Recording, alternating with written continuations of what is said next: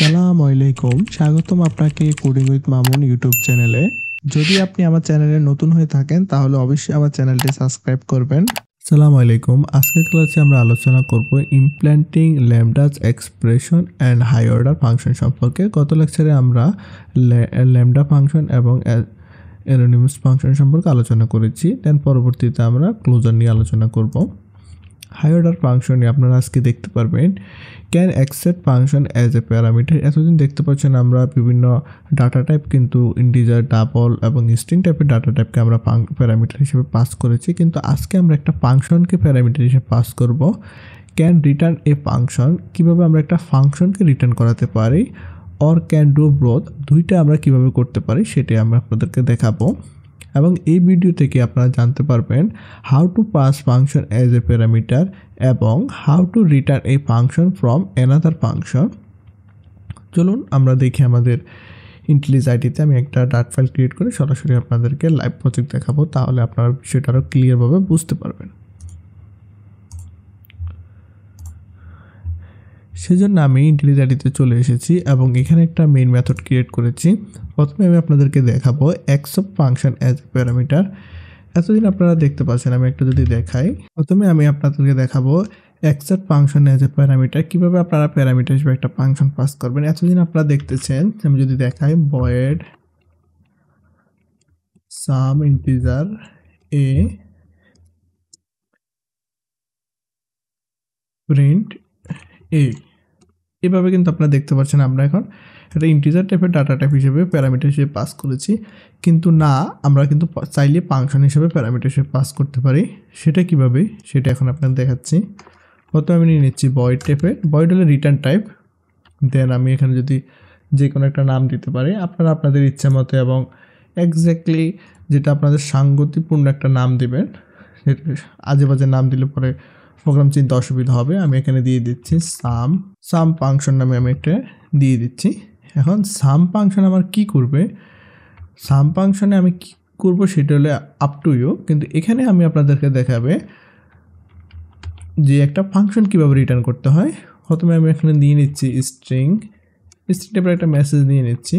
Message নামে একটা variable দিচ্ছি এবং ফাংশন রিটার্ন করানোর জন্য, প্যারামিটার হিসেবে ফাংশন পাস করার জন্য আমরা সবসময় ফাংশন ক্লাসটা ব্যবহার করব। ফাংশন এবং ফাংশনের একটা নাম দিতে হবে, আমি দিয়ে দিচ্ছি মাই ফাংশন। Exactly same. এখন আমার যদি এই ফাংশনটাকে কেউ কল করে মেইন মেথডের ভিতরে, তাহলে প্রথমে কী করতে হবে, তাকে একটা মেসেজ দিতে হবে, স্ট্রিং টাইপের ভ্যালু দিতে হবে। দেন পরের প্যারামিটার হিসেবে আমার কিন্তু এখানে এটা ফাংশন পাস করতে হবে। তাহলে এখন ফাংশনটাকে আমি কী করব, মেসেজটাকে প্রথমে আমি মেসেজের কাজ করতেছি। মেসেজ যখন পাস করবে, এখানে মেসেজ হিসেবে মেসেজটাকে দেখাবে, মেসেজটাকে আমি পাস করে দিলাম। দেন সেকেন্ড যে প্যারামিটার আছে মাই ফাংশন, এখন মাই ফাংশন আমি কী করলাম, দুইটা আর্গুমেন্ট দিয়ে দিলাম, সাপোজ 20 এবং 30, দুইটা আর্গুমেন্ট আমি পাস করে দিলাম। যখন আমার ফাংশনটা এমনভাবে হতে হবে যে ফাংশনটা এখানে পাস করবে সে কিন্তু দুইটা আর্গুমেন্ট নিয়ে কিন্তু কাজ করাতে হবে, নাহলে আদারওয়াইজ কাজ করবে না। এই হলো আমার মূলত মেইন ফাংশনটায় accept function as a parameter. এখন এই ফাংশনটাকে আমি কিভাবে কল করব মেইন মেথডে এবং আরেকটা ফাংশন পাস করব সেটা আমি দেখাচ্ছি। প্রথমে আমরা আগের মতোই সিস্টেমে কল করব, ফাংশন যেভাবে কল করে আমরা সেভাবে কল করব। এখন প্রথম প্যারামিটার হিসেবে আমরা দিতে পারি হ্যালো। এখন সেকেন্ড যে প্যারামিটার দিতে হবে, এটা কিন্তু একটা ফাংশন দিতে হবে, টাইপ হলো ফাংশন। ক্লিয়ার? এখানে কিন্তু আমরা ফাংশন ছাড়া আদারওয়াইজ অন্য কোনো ভ্যালু দিলে কিন্তু এরর হবে। তো ফাংশন যে দিব আমরা, সেজন্য আমরা আরেকটা ফাংশন ক্রিয়েট করে নিচ্ছি। সেজন্য আমি এখানে দিয়ে দিচ্ছি ফাংশন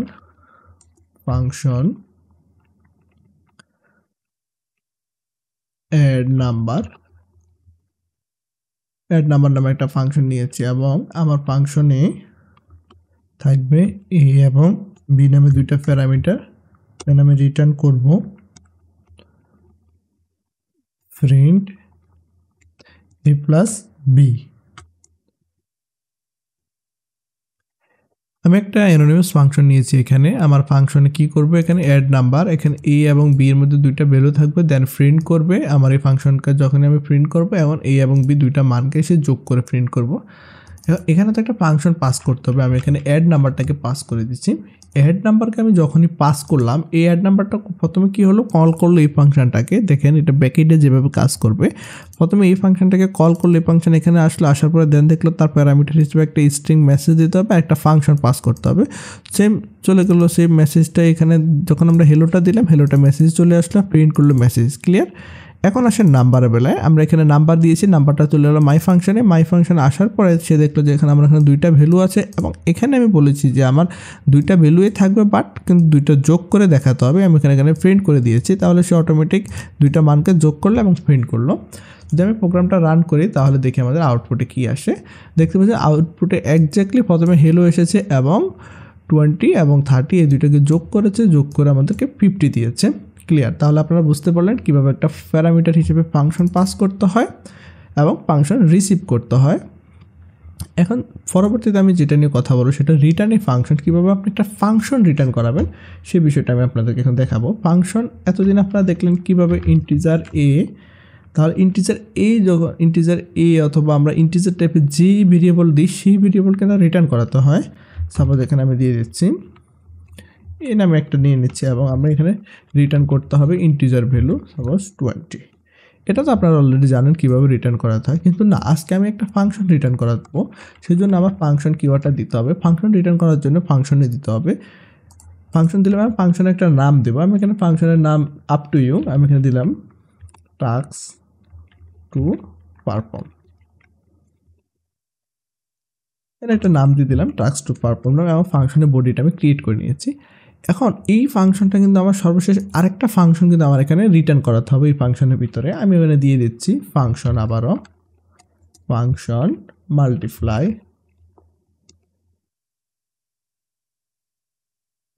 বাই 4। আমি এখানে একটা ফাংশনের নাম দিয়ে দিচ্ছি, এবং আমার এই ফাংশন হিসেবে প্যারামিটার হিসেবে সে রিসিভ করে ইন্টিজার, যে কোনো একটা ভ্যালু সে রিসিভ করবে। দেন এই ভ্যালুটাকে আমি রিটার্ন করাবো। কীভাবে রিটার্ন করবো? 4 দ্বারা গুণ করে আমি এখানে রিটার্ন করবো। আমি দিয়ে দিচ্ছিলাম নাম বি এর নাম্বার ইন্টু 4। এই ভ্যালুটা আমি এখানে রিটার্ন করাতে চাচ্ছি। এখানে প্যারামিটার নামটা আমি চেঞ্জ করে দিচ্ছি, নাম্বার দিয়ে দিলাম, এবং আমি এটাকে রিটার্ন করিয়ে দিলাম নাম্বার ইন্টু 4 দিয়ে।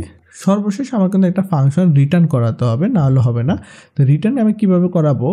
আমার তো এখানে একটা ফাংশন আছে অলরেডি, আমি এখানে একটা ফাংশন নিয়েছি, আমি এখানে দিয়ে দিচ্ছি রিটার্ন মাল্টিপ্লাই বাই 4। এই ফাংশনটাকে আমি রিটার্ন করে দিচ্ছি। দেখতে পাচ্ছেন আমার এখানে ইররটা চলে গেছে, কারণ আমি একটা ফাংশন এখানে রিটার্ন করাবো অলরেডি। মাই ফাংশন একটা কিন্তু মাল্টিপ্লাই বাই 4 কিন্তু একটা ফাংশন, যেটা একটা আর্গুমেন্ট হিসেবে একটা ইন্টিজার টাইপের ভ্যালু সে রিসিভ করে এবং ভ্যালুটাকে 4 এর সাথে গুণ করে এবং রিটার্ন করে দেয় আবার। ক্লিয়ার? তাহলে আমাকে তো ফাংশনটা রিটার্ন কীভাবে করলাম সেটা আমি আপনাদেরকে দেখিয়েছি। তারপর আমি আরেকটু বুঝিয়ে দিচ্ছি। ফাংশন রিটার্ন করার জন্য প্রথমে ফাংশন কিওয়ার্ডটা দিতে হবে, নেমটা up to you, then parameter হিসেবে কিছু দিতে পারবেন আপ টু ইউ, এটা ফাংশনের বডি। আবারও ফাংশন এবং মাল্টিপ্লাই বাই 4 এবং integer function number is equal to return করলাম নাম্বার ইন্টু 4 দিয়ে। রিটার্ন সর্বশেষ আমার একটা ফাংশন কিন্তু রিটার্ন করাতে হবে, না হলে হবে না। আমি একটা ফাংশন রিটার্ন করিয়েছি অলরেডি। এখন এই ফাংশনটাকে আমরা কীভাবে কল করব?